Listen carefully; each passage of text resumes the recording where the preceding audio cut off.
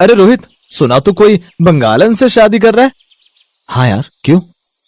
क्यों मतलब बंगाली लोग मछली बहुत खाते हैं यार। तो क्या हुआ, जिसे जो खाना है वो खाए।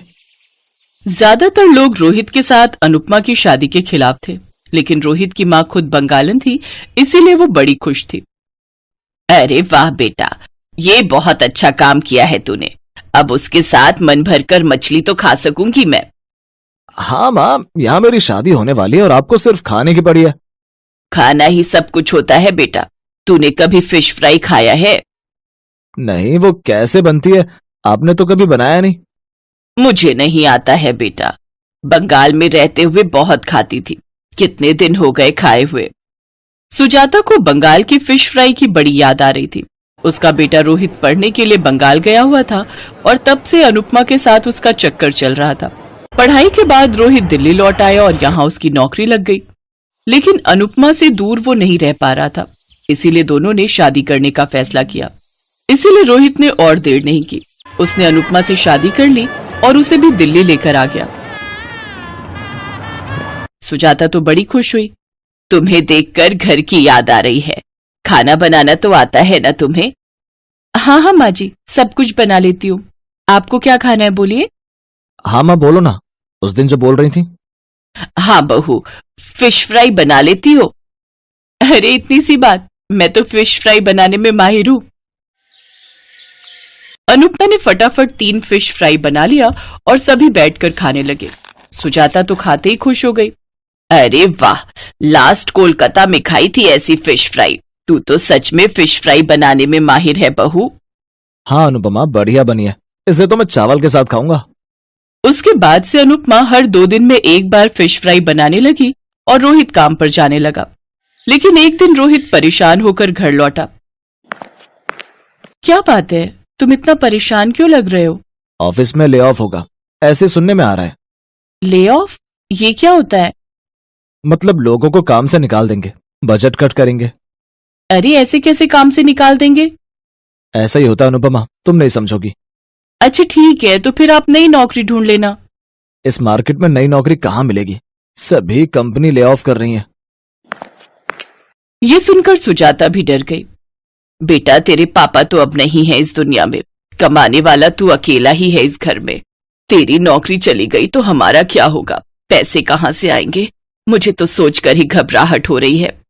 घबराओ मत माँ, अभी तक नौकरी गई नहीं है, जा सकती है। मैं तो पूरी कोशिश करूंगा नौकरी बचाने की। लेकिन रोहित की कोशिश नाकामयाब रही।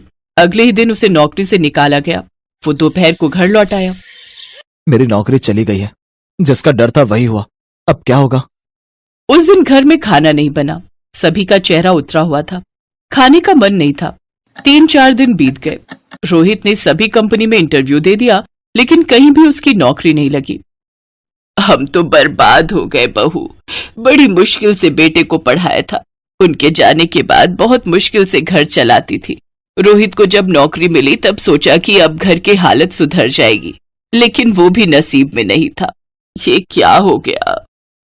आप चिंता मत कीजिए माँ, कुछ न कुछ तो इंतजाम हो ही जाएगा। क्या होगा अनुपमा? नौकरी के अलावा मैं और क्या करूंगा? मुझे तो और कुछ नहीं आता। देखिए, चिंता करने से कुछ नहीं होगा। पहले तो आप लोग मूड ठीक कीजिए। मूड अच्छा रहता है तो कुछ ना कुछ उपाय निकल ही जाता है। रुक जाइए, मैं आप लोगों के लिए फिश फ्राई बनाती हूँ। फिश फ्राई खाकर मूड एकदम मस्त हो जाएगा। अनुपमा ने फिश फ्राई और साथ में पीले रंग का एक चावल बनाया। ये पीले रंग का चावल कैसे बनाया? इसका नाम क्या है? इसे बसंती पुलाव कहते हैं, आप खाकर तो देखिए।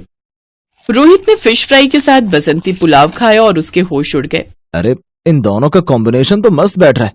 मीठे मीठे पीले बसंती पुलाव के साथ क्रिस्पी फिश फ्राई, इन दोनों का कॉम्बिनेशन तो 200 रुपए प्रति प्लेट बिकेगा।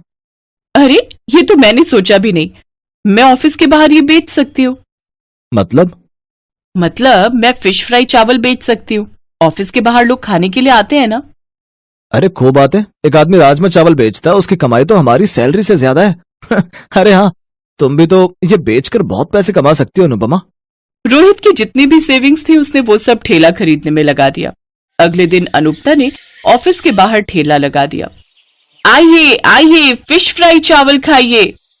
ऑफिस में जो काम करते थे वो खाना खाने के लिए बाहर निकलते थे। वो लोग ठेले पर आने लगे। फिश फ्राई चावल, ये कुछ नया लग रहा है, एक प्लेट दीजिए। अरे यार, ये तो मस्त है। वही राजमा चावल छोले चावल खा खाकर पक गई थी। कुछ ही दिन में ठेले पर भीड़ जमने लगी। आसपास बहुत सारे ऑफिस थे। धीरे धीरे वहां से भी लोग फिश फ्राई चावल खाने के लिए ठेले पर आने लगे और अनुपमा महीने के लाखों रुपए कमाने लगी। तुम तो मेरी सैलरी से बहुत ज्यादा कमा रही हो अनुपमा, अब से मैं भी तुम्हें मदद करने के लिए आऊंगा। रोहित ने नौकरी की कोशिश छोड़ दी और वो भी फिश फ्राई चावल बेचने लग गया। धीरे धीरे उनकी कमाई और ज्यादा होने लगी। अब उन्होंने उसी जगह पर जमीन लेकर एक ढाबा खोल दिया, जिसका नाम उन्होंने गरीब का फिश फ्राई चावल ढाबा रखा। उस ढाबे पर अब ऑफिस कर्मचारियों के साथ साथ और भी लोग गाड़ियां रोककर खाना खाने आने लगे और वो सब खुशी खुशी रहने लगे।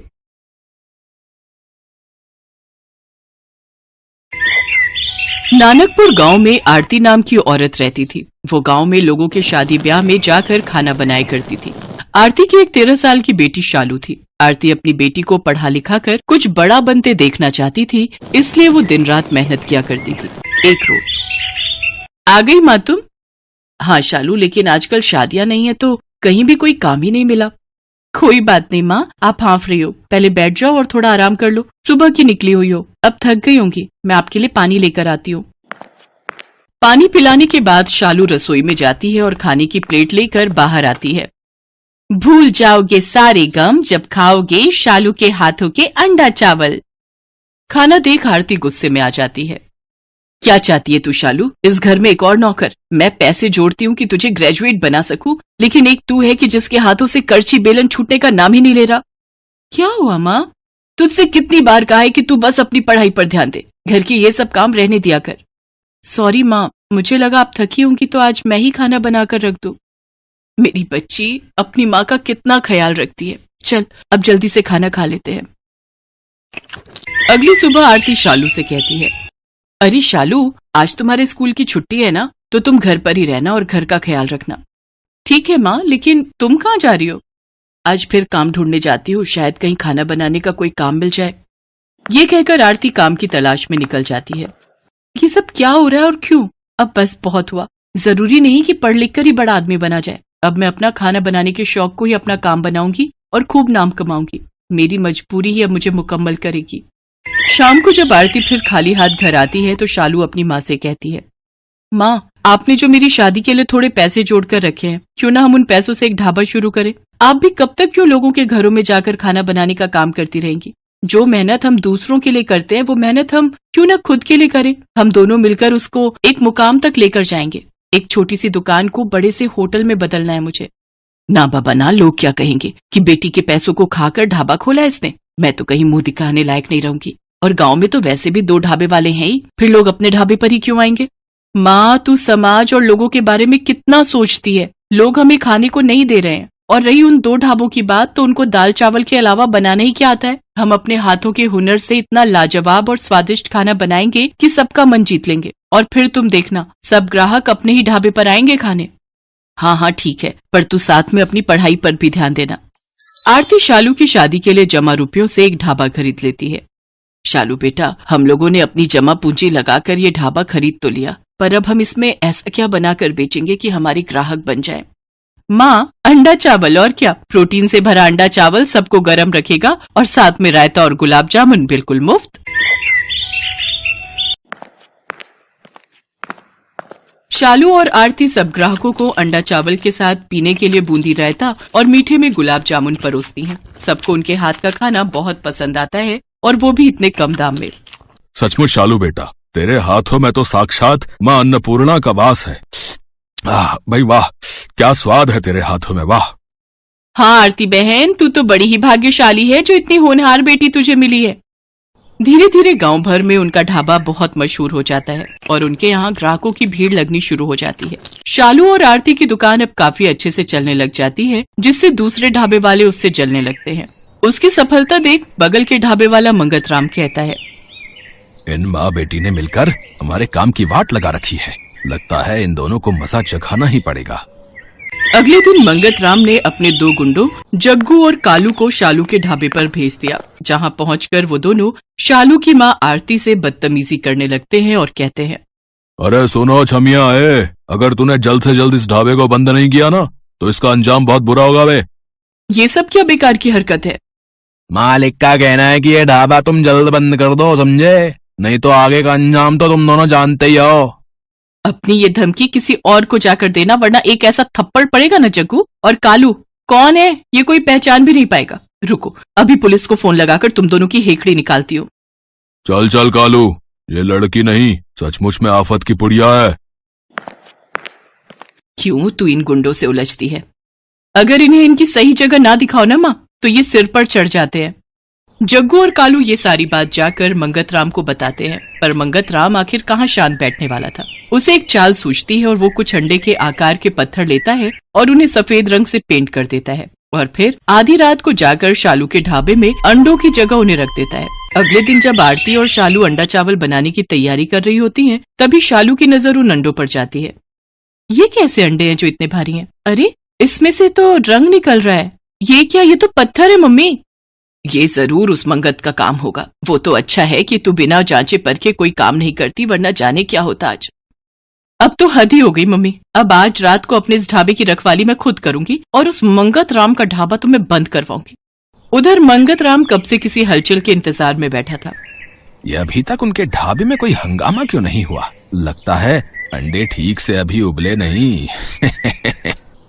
तभी मंगत राम शालू के ढाबे पर जाकर देखता है कि सभी लोग आराम से खाना खा रहे होते हैं। वो छुपते छुपाते एक ग्राहक से पूछता है, तुम्हें यहाँ का खाना कैसा लगा? क्या कुछ अजीब नहीं है क्या?